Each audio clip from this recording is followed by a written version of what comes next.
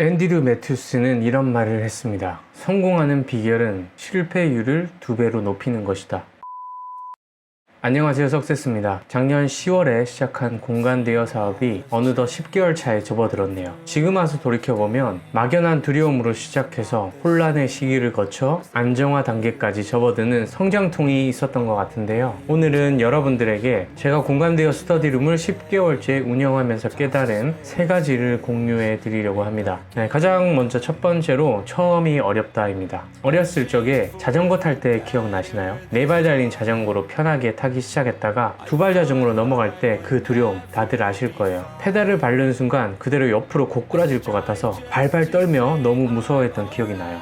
그런데 몇 번의 손까짐, 무릎까짐을 겪고 나면 어느새 손 놓고도 탈 정도로 잘 타게 되잖아요. 제가 경매 투자를 처음 시작했을 때도 마찬가지였던 것 같아요. 돈 잃으면 어떡하지? 명도 제대로 안 되면 어떡하지? 월세 안 나가면 어떡하지? 라는 불안감으로 가득했었는데요. 막상 또 한 채를 받고 세입자를 받는 과정까지 한 사이클을 돌려보니 그때부터 막연했던 두려움이 사라지더라고요. 그런데 아니나 다를까 이번 공간대여 사업 처음 시작할 때도 그렇게 두려울 수가 없었어요. 망하면 어떡하지? 예약 안 되면 어떡하지? 라는 생각이 온통 머릿속에 가득했었는데요. 일단은 투자금도 작았고 1년만 계약할 수도 있으니까 에이 한번 해보자. 실패하더라도 좋은 경험을 얻지 않을까? 라는 생각으로 부딪혀 보니까 어떻게든 해결되고 진행이 되는 거 있죠. 그때 딱 느꼈어요. 사람이라는 동물이 도전을 참 두려워하게끔 세팅이 되어 있구나. 내가 관련해서 책들을 보면 그 이유가 정확히 나오더라고요. 이건 선사시대로 거슬러 올라가는데요. 그때 당시 사람들에게 새로운 시도는 곧 죽음을 의미했어요. 낯설은 음식을 먹었다가 죽고 가보지 않은 곳에 가다가 동물에게 잡혀 죽곤 했죠.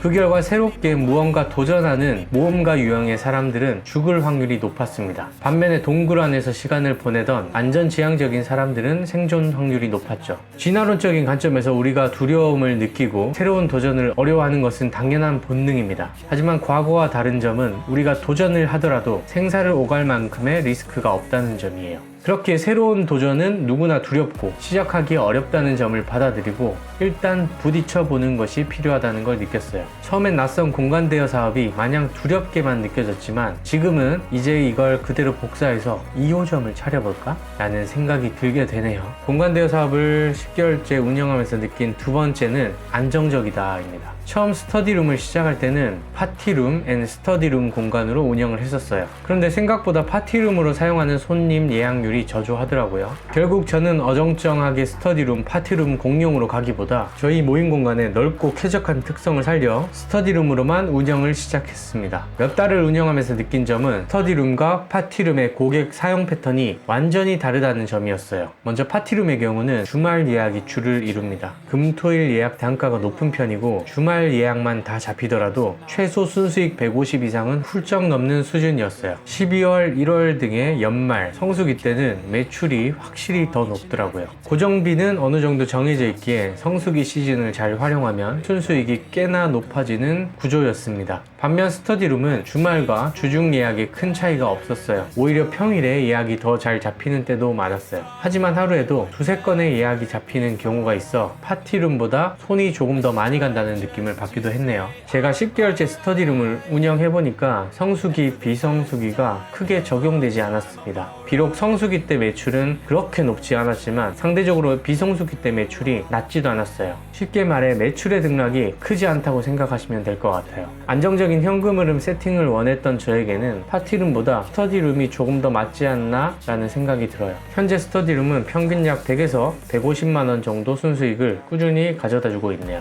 네, 그리고 마지막으로 세 번째는 든든하다입니다. 앞선 영상에서도 언급을 했다시피 최근에 저는 다시 직장에 복귀를 했어요. 부동산 투자와 사업으로 월 1-2천만 원은 만들 수 있을 줄 알았는데 어림도 없었습니다. 그러면서 스스로 객관화해서 보기 시작했어요. 아직은 내가 직장을 다니면서 부업으로 투자를 이어갈 때구나 를 깨닫고 직장을 다시 다니고 있죠. 투자와 사업만을 할 때는 매일매일 불안함의 연속이었는데 직장을 복귀하는 순간 말이 달라지더라고요. 직장이라는 든든한 고정수입이 있는 상태에서 부동산 월세와 수입과 스터디룸 수입이 뒷받침되니까 뭔가 든든해졌어요. 그리고 역설적이게도 부업이 생기니 오히려 본업에 더욱 집중할 수 있게 되었습니다. 20대 때 그저 직장 생활만 하고 있을 때는 미래가 참 불안했었거든요. 내가 이 일을 갑자기 못하게 되면 어떡하지? 또 회사가 힘들어지면 어떡하지? 라는 생각이 꼬리에 꼬리를 물었었어요. 그런데 급여소득과 투자소득이 추가로 생기니까 삶을 살아가는 데 있어서 불안한 마음이 조금씩 누그러들었습니다. 처음 스터디룸을 시작할 당시에 실패할까봐 무서워서 만약 도전을 하지 않았다면 전 여전히 직장소득에 의존을 많이 했었을 거예요. 하지만 스터디룸을 운영하게 되면서 사업을 작게나마 경험을 하게 되었네요. 부동산 입지 조사를 하고 계약을 하고 사업자 등록을 하고 모임 공간 내부를 세팅하고 모임 공간 온라인 홍보를 하고 관리 시스템을 만들고 자동화를 하기까지 정말 많은 걸 경험할 수 있었어요. 중간중간 힘든 일도 꽤나 있었습니다. 상가 주인과의 마찰, 소음 관련 이슈, 쓰레기 관련 이슈 등 마음이 불편해지는 경우도 있었지만 그것 또한 피하지 않고 부딪혀 보니까 다 해결이 되더라고요. 결국 저는 물질적인 든든함도 얻었지만 작은 사업 경험으로 정신적으로 한 단계 더 성숙해지는 계기가 된 것 같습니다. 오늘은 제가 스터디룸을 10개월째 운영하면서 느낀 3가지를 이야기해 보았는데요. 여러분들께서도 혹시나 불안한 마음 때문에 무언가를 망설이는 게 있다면 이참에 한번 작게나마 시도해 보면 어떨까요? 실패를 경험할 수도 있지만 거기서 얻는 교훈은 실패 이상으로 값지다고 생각합니다. 네, 오늘 제가 드릴 말씀은 여기까지고요. 이상 날마다 조금씩 더 성장해 나가는 석세스였습니다. 감사합니다.